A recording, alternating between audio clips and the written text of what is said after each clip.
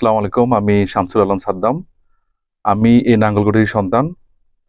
আমি এবার অমরের ২১শে বইমেলায় আমার যে বইটি প্রকাশিত হয়েছে সেটি হচ্ছে স্মার্ট বাংলাদেশের উপকার শেখ হাসিনা নামে। এটি আমার নবম বই।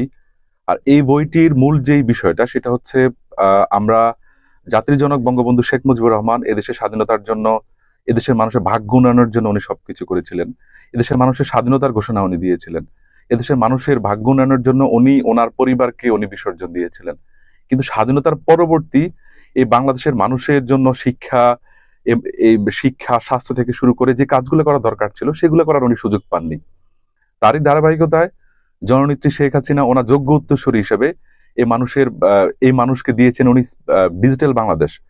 ডিজিটাল বাংলাদেশের বিষয়টা যখন সামনে এসেছিল তখন অনেকেই বিষয়টা অনেক হাস্যরস হিসেবে নিয়েছিল। ডিজিটাল মানে কি হবে? আপনি দেখুন, আমরা যে বর্তমান টিভিতে কথা বলছি, এই বর্তমান টিভির এই প্ল্যাটফর্মটা আমরা ডিজিটাল একটি মাধ্যম হিসেবে ঘোষণা দিতে পারি।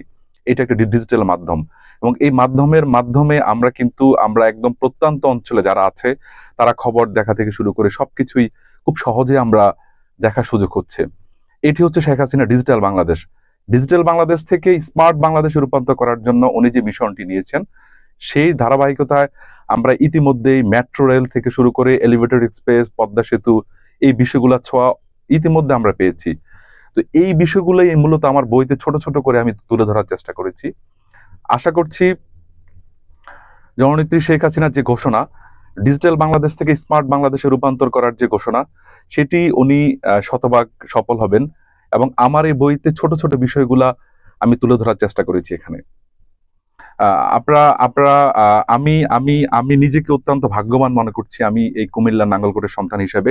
এটি আমার নবম বই এবং এই বইটির মাধ্যমে অনেকেই উপকৃত হবে এবং অনেকেই এই বইটি যদি পড়ে থাকে তাহলে স্মার্ট বাংলাদেশের যে কার্যক্রমগুলো রয়েছে সেগুলো সম্পর্কে সংক্ষিপ্ত যে ধারণা সেটি পাবে।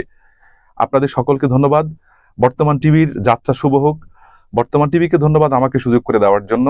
বর্তমান টিভির উত্তরোত্তর কামনা করে আমার এই স্মার্ট বাংলাদেশের উপকার জননেত্রী শেখ হাসিনা বইটি পড়ার আহ্বান জানিয়ে শেষ করছি। সবাই ভালো থাকবেন। আল্লাহ হাফেজ।